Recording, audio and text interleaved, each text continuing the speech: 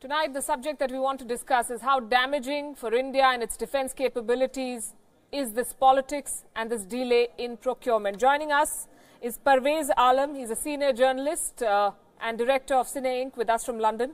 And Glenn Carl, who is an American writer, commentator and former intelligence officer with us from Boston. Good evening to both of you. Parvez, I want to begin with you. Defense deals tend to be the most sensitive and perhaps the most controversial for most countries. But in India's case, we seem to have it another level. How does the world view this Rafale mess? Well, there's one thing very certain about India, that whatever government is there in New Delhi, the moment it negotiates a deal, an international defense deal, there has to be a controversy. After 30 years of Bofors deal, this was the deal signed between the government of India and the Bofors of a Sweden company making howitzer guns. And India, it was a 1.4 billion US deal.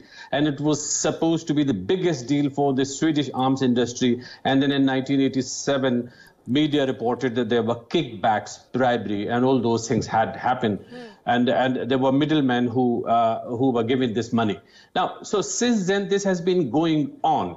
Now, this Rafale deal was negotiated by the UPA government, which was led by the Prime Minister of India at that time, Dr. Manmohan Singh. And then in 2014, Mr. Narendra Modi took over as the Prime Minister of India, and then he negotiated another deal. So you can understand there's some politics going on between, the leading political parties, and unfortunately the Indian That's defense an understatement. There's some politics going on. Of course, there's politics going on. What I want to ask you, Parvez, is how does the world view all of this? India is in urgent need of defense equipment. After years of negotiation and back and forth, we finally decide on something. And even before those jets have arrived, we have legal battles. We have a lot of politics, as you mentioned. We may also have some retrospective decisions. Who knows? Well, this is true that somehow it's not good at international level. And, the world looks at India that there's always something wrong with their defense deals. And to be honest, for almost 10 years, when Mr. Manmohan Singh was in the government, there were no as such major defense deals. And Mr. A. K. Antony, who was the defense minister of India, hesitated. There was kind of a policy paralysis at that time. So the Indian defense has suffered during the last 10-15 years because of this political football. And at an international level, the message goes out that whosoever negotiates a deal with the government of India would be in trouble. Right. Rajiv Gandhi was the original Mr. Clean, then Bofors happened. Manmohan Singh was the second Mr. Clean, then 2G happened. And Mr. Antony didn't do much, which is why there has been no controversy. That's the point that we have, in fact, highlighted. Glenn, the question then is, has India made a spectacle of itself? By the time we negotiate the technology, it's already outdated. Well, unfortunately, politics will always be the lowest common denominator and pull itself into the gutter so that the image of the nation suffers rather than promoting the efficiency and defense of the country. So the answer to your question, as you frame it, is that, yes, the image has suffered to a degree, but I think democracy suffers, the image of democracy. India has tried for decades to do something to strengthen its defense and has been stymied because of totally predictable political fighting. Whether Modi or Singh themselves are honest or corrupt is almost impossible to determine, since it's guaranteed that there will be slurs slung in the democratic process. And that puts India at a disadvantage because it is surrounded by two countries which are not democracies, so to speak. Pakistan is, but we know how it operates. So what about compromising capability, Glenn? Are those concerns exaggerated? I don't think that they're exaggerated. If it takes 30 years to get a weapon system, there will have been 2 generations of new weapon systems developed since.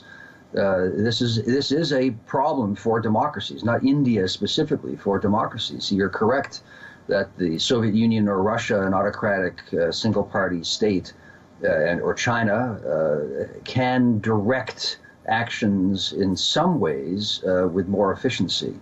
Now, the economy, the society will be less efficient, less free. All those sorts of things are important, fundamental, and true. But an autocratic government can direct defense resources more quickly in many cases than a democracy, which is a problem for India or for the United States or France, sure. Parvez, I'd like to believe that this is not a problem that's unique to India, though we are trying to overcome it by the Make in India project, but that's not taking us very far. So is this something that most countries face, or is India unique in setting this example? No, I'm afraid India is not unique in this respect, and wherever there's a major defense deal, there's always a controversy. There's another reason. It's not just, two companies are involved. There are several companies involved and interested parties. So somehow the message goes out that there was something wrong and the other party would like to benefit from it. Now, having said that, I have to go back to your question, and you have raised a very relevant and valid question that India's image has suffered and India's defense has also suffered because of all these controversies. Now, 30 years, as you said, Bofors deal in 1987, since then, this has been going on. Now, there should be a system in place in India where one could have taken care of some of these issues, that the intermediaries and the middlemen and the power brokers, somehow they are not involved. But unfortunately, it seems that has not been addressed so far. And this is the reason that we are going back to the same issue. Now, also, I would like to add that India is also supposed to be the largest importer of arms.